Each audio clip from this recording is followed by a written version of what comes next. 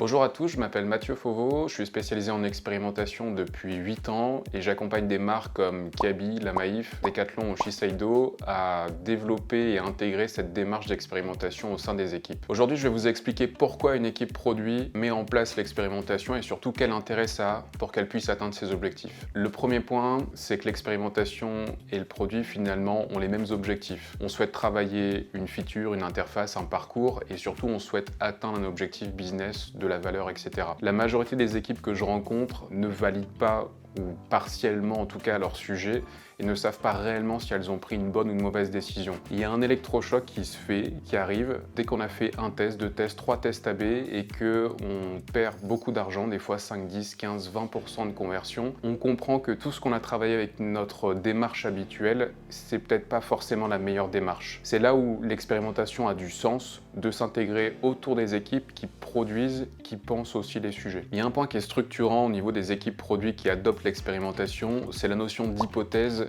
et aussi, à travers ça, c'est la posture des équipes et des profils. Dans l'hypothèse, on va vraiment cadrer le problème, c'est-à-dire la cause profonde d'un sujet. Pourquoi un utilisateur ne veut pas faire une action ou pourquoi ne le fait-il pas suffisamment bien? Je vois 3 niveaux de maturité par rapport aux équipes produits qui intègrent la démarche d'expérimentation. Le premier niveau, c'est les équipes qui finalement ne connaissent pas l'expérimentation, ne connaissent pas non plus le test AB et donc on est dans des démarches très classiques, on délivre des produits et la phase de validation, encore une fois, elle se fait souvent avec soit l'analytics, l'avant-l'après ou des tests utilisateurs, mais on va pas forcément plus loin. Le second niveau de maturité des équipes produits, c'est quand elles connaissent le test AB, l'outil de validation, mais pas forcément la démarche dans l'ensemble. On arrive à maîtriser le risque, à se dire finalement j'ai réussi ou j'ai pas réussi. Par contre, sur le pourquoi j'ai réussi, c'est plus complexe. La vraie difficulté pour les PO à ce moment-là, c'est d'avoir un constat, mon projet marche, ne marche pas, et des fois des difficultés à pouvoir itérer, abandonner un sujet simplement parce qu'une roadmap est complètement chargée. Dans le dernier niveau de maturité d'une équipe produit qui expérimente, la posture générale elle est très différente et hyper intéressante. On a une demande de la direction qui arrive par exemple, et l'équipe produit va pas juste concevoir et délivrer ce projet, elle va finalement rechercher comment travailler au mieux ce projet, comment atteindre cet objectif. Le test AB va servir de validation, mais ça devient aussi un moyen de recherche pour comprendre qui utilise cette feature, comment, à quel moment et aussi quel impact business ça a. Donc ça devient plus seulement cet outil de validation, ça devient un outil précieux dans la recherche et on va avoir des équipes produits qui délivrent pas des gros projets mais qui itèrent très très vite pour atteindre cette cible. Pour intégrer la démarche d'expérimentation au sein des équipes produits, je vois 3 points clés importants. Le premier, c'est le mindset des équipes, mais surtout de la direction. La culture de l'échec, elle est essentielle pour mettre en place cette démarche. Aujourd'hui, ce qui est fait dans beaucoup d'entreprises, c'est une demande, un projet qui est conçu et qui est délivré. Avec l'expérimentation, on va se rendre compte que 70, 80, 90% des projets comme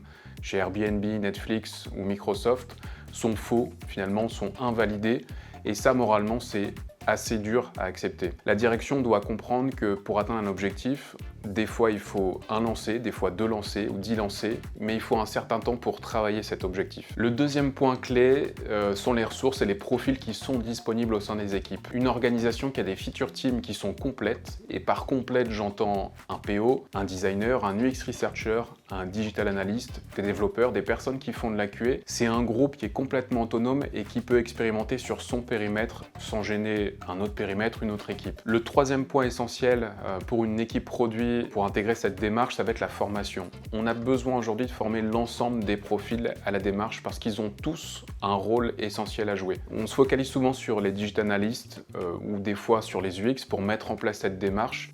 C'est un point d'entrée, c'est intéressant, mais un PO a par exemple aussi un rôle majeur à jouer sur les méthodes de recherche à sélectionner et les KPI pour valider ou invalider finalement cette feature et le déploiement. Une équipe produit qui est complète, qui est déjà experte dans son domaine, va mettre entre 3 à 6 mois pour mettre en place cette démarche. En tout cas, c'est par expérience que je vois.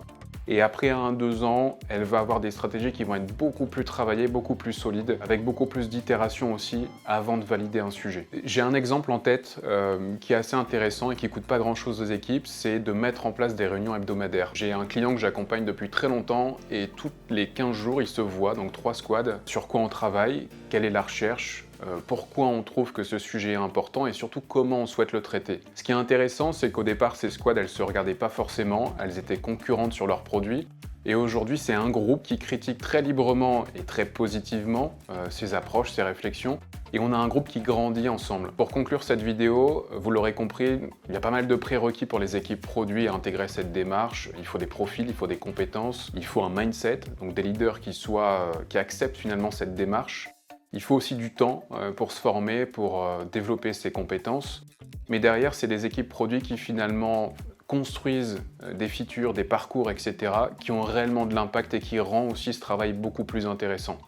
L'impact est visible, il est mesurable et il laisse aucun doute sur ce que créent au jour le jour finalement toutes ces personnes dans les équipes produits.